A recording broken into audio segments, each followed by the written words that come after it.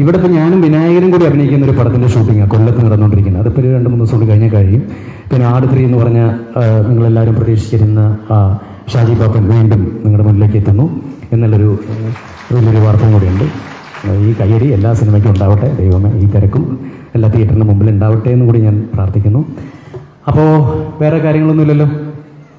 എന്തോ കേട്ടില്ല? നിങ്ങൾ എന്തെങ്കിലും ചോദിക്കാണ്ട് ചോദിക്കാം കേട്ടോ.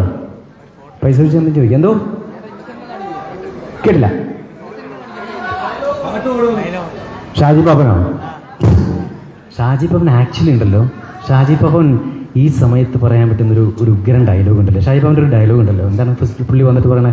എൻ്റെ ദേഹത്ത് തൊട്ടാ പിന്നെ അവൻ്റെ വിധി എഴുതുന്നത് പാപ്പനാന്ന് പറയുന്നുണ്ട് അല്ലേ എന്ന് പറഞ്ഞ പോലെ ഇന്ത്യയുടെ ദേഹത്ത് തൊട്ടാ പിന്നെ അവൻ്റെ വിധി എഴുതുന്നത് ഇന്ത്യയാണ് എന്ന് പറയുന്ന രീതിയിലാണ് ഇപ്പോൾ കാര്യങ്ങൾ പോയിക്കൊണ്ടിരിക്കുന്നത്. കാരണം അങ്ങനെ വലിയൊരു എന്താ പറയുക, ഇന്ത്യ പാകിസ്ഥാൻ യുദ്ധമാണ് നടന്നുകൊണ്ടിരിക്കുന്നത്. തീർച്ചയായിട്ടും അതൊക്കെ ഉടൻ തന്നെ പരിഹരിക്കപ്പെടട്ടെ എന്നുകൂടി നമുക്ക് നമ്മുടെ പ്രാർത്ഥനയിൽ ചേർത്ത് വെക്കാം എന്നുകൂടി ഈ അവസരത്തിൽ അഭ്യർത്ഥിക്കുന്നു, പ്രാർത്ഥിക്കുന്നു. വേറെ ഒന്നുമില്ല. ഞാൻ എന്നാൽ ഷൂട്ടിങ് നടക്കുകയാണ്, ഞാൻ പതുക്കെ വിട്ടോട്ടെ. എന്തോ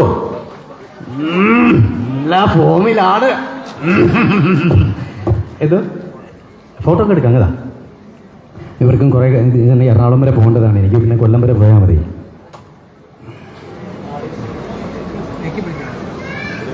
ഓക്കെ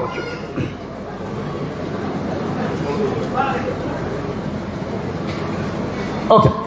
അപ്പോൾ എനിക്ക് ഒരു റിക്വസ്റ്റ് കൂടി ഉണ്ട്. ഇതേട്ടാ വേറെ ഒന്നുമല്ല, ഇതെന്നോട് പോയി ഓക്കെ. അതായത് വേറെ ഒന്നുമല്ല, നമ്മുടെ ഇപ്പോൾ സാധാരണ ഇതിലിവിടെ ഒരുപാട് പ്രോഗ്രാംസും കാര്യങ്ങളൊക്കെ സംഘടിപ്പിക്കുമല്ലോ.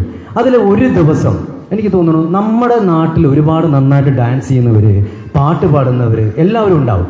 അവർക്ക് വേണ്ടിയിട്ട് ഒരു ദിവസം അവർക്ക് വേണ്ടിയിട്ട് ആ വേദി കൊടുത്തു കഴിഞ്ഞിട്ടുണ്ടെങ്കിൽ നന്നായിരിക്കും എന്നാണ് ഒരു കലാകാരൻ എന്നുള്ള നിലയ്ക്ക് എനിക്ക് പറയാനുള്ളത്. വേറെ ഒന്നുകൊണ്ടല്ല, ഈ ഇവിടെ വന്ന് തുടങ്ങിയ സമയത്ത് തന്നെ ആ കുട്ടി അല്ലേ, ദിവ്യ എന്ന് കണ്ടല്ലേ പേര് പറഞ്ഞ, എന്താ പേര് പറഞ്ഞ? അതെ ഇയാളല്ലേ? എന്താടോ ഇത്, ഭയങ്കര ഗംഭീര പാട്ടായിരുന്നല്ലോ, അടിപൊളിയായിരുന്നു. അപ്പോൾ ഇതുപോലത്തെ കുറേ കലാകാരന്മാർക്കും കൂടി അവസരം കൊടുത്തു കഴിഞ്ഞിട്ടുണ്ടെങ്കിൽ തീർച്ചയായിട്ടും ഇവരുടെ പേരിലും കൂടി ഈ നാട് അറിയപ്പെടും എന്നുള്ള കാര്യത്തിൽ യാതൊരു തർക്കവുമില്ല. അപ്പോൾ ഒരുപാട് കലാകാരന്മാർ ഉണ്ടാവട്ടെ. കാരണം അവർക്ക് വേദി കിട്ടാത്തത് കൊണ്ട് മാത്രം ചിലപ്പോൾ എന്താ പറയുക രക്ഷപ്പെടാത്ത കുറേ പേരുണ്ടാവും. അവർക്കും ഒരു മാതൃകയാവട്ടെ ഈ വേദി എന്ന് കൂടി പറഞ്ഞ് ഈ ഒരു നല്ല നിമിഷം ഞാൻ എൻ്റെ ഹൃദയത്തോട് ചേർത്ത് വയ്ക്കുന്നു. അടുത്ത വർഷം ആയിട്ടാ വരാൻ പറ്റിട്ട് വിളിക്കില്ലേ മലയാളി, കാണാം കേട്ടോ. ഓക്കെ, സന്തോഷം കേട്ടോ. Thank you, love you.